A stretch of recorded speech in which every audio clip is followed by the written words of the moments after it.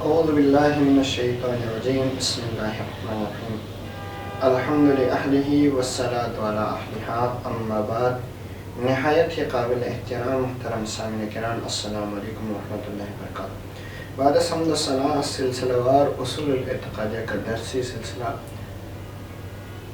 پچھلے دفعہ ہم اپنے درس میں حکماء اور صوفیاء کرام کا اللہ تبارک و تعالیٰ کو کن الفاظ میں پکارتے ہیں ان الفاظ کے اصطلاحی تعریف آپ تک پہنچا چکے ہیں۔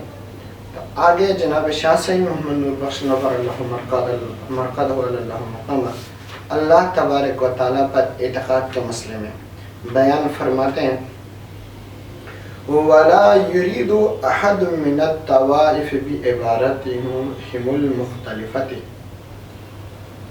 تو انبیاء کرام کا اللہ تبارک و تعالیٰ کو حی اور علیم پکارنا، اولیاء کرام کا حضرت العلمیہ پکارنا اور حکماء کا عقل کل اور نفس کل پکارنا، جناب شاہ سید محمد نور بخش نور اللہ مرقدہ اللہ مقام فرماتے وَلَا يُرِيدُ أَحَدًا مِّنَ الطَّوَائِفِ بِعِبَارَتِهِ الْمُخْتَلِفَةِ، کہ ان تمام الفاظ کا استعمال کرنا، اس عبارات کا کوئی اور معنی مراد نہیں ہے الا اللہ، سوائے اللہ تبارک و تعالیٰ کا، وَهُوَ فی هذه حضرت الجبروتیہ، وہ حضرت جبروتیہ ہے، منزہ عن الاشیاء، حضرت الجبروتیہ میں اللہ تبارک و تعالیٰ کے ذات تمام چیزوں سے منزہ اور مبرہ ہے، وغنی عنہا، اور ان چیزوں سے اللہ تبارک و تعالیٰ کیا ہے؟ پاک ہے، غنی ہے، بے نیاز ہے، وَنُورُهُ یفیض علی السماوات وفی هذه المقام، اور اللہ تبارک و تعالیٰ کے نور آسمان میں زنفشاں ہوتا ہے، پھوٹ پڑتے ہیں۔ آگے فرماتے ہیں وفی هذه المقام الانبیاء، جب اللہ تبارک و تعالیٰ کے نور آسمانوں میں ظاہر ہو تو اس مقام کو انبیاء کرام اللہ تبارک و تعالیٰ کو رب، خالق اور رازق کہہ کر پکارتے ہیں۔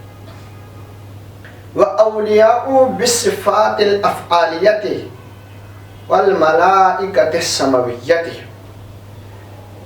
اور اولیاء کرام اللہ تبارک و تعالیٰ کو صفات افعالیہ اور ملائکۃ السماویہ کے نام سے پکارتے ہیں۔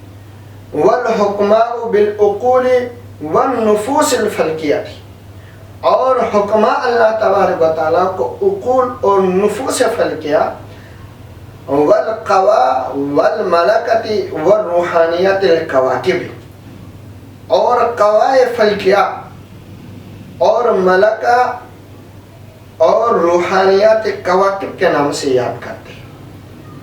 وَهَذِهِ الروحانیات تفیض علی العناصر والمولد،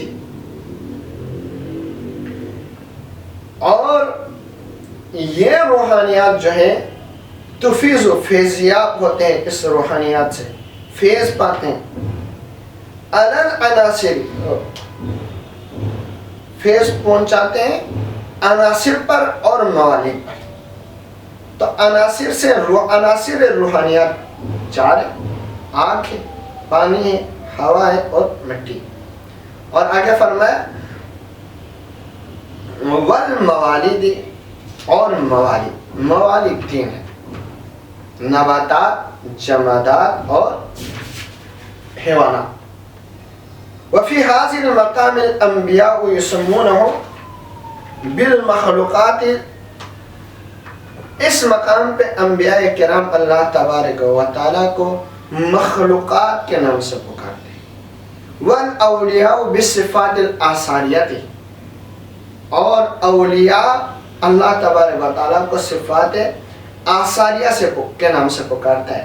والارواح المنتبعۃ، اور ارواح منتبعہ کے نام سے پکارتے ہیں۔ والحکماء بالقوى المنتبعۃ، اور حکماء اللہ تبارک و تعالیٰ کو قول منتبعہ کے نام سے پکارتا ہے۔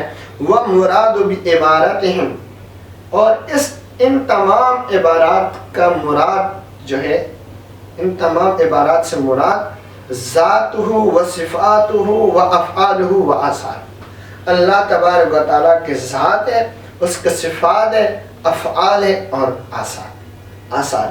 تو انشاءاللہ الرحمن یہاں جتنے بھی اصطلاحی الفاظ آئے ہیں ان کا اگلے بیان میں ہم انشاءاللہ ایک ایک کر کے تشریح کریں گے کہ اولیاء کرام کا ملکۃ السماویہ کہنا، انبیاء کا بالمخلوقات کہنا، ان تمام چیزوں کی تشریح انشاءاللہ الرحمن اگلے بیان میں ہم کریں گے۔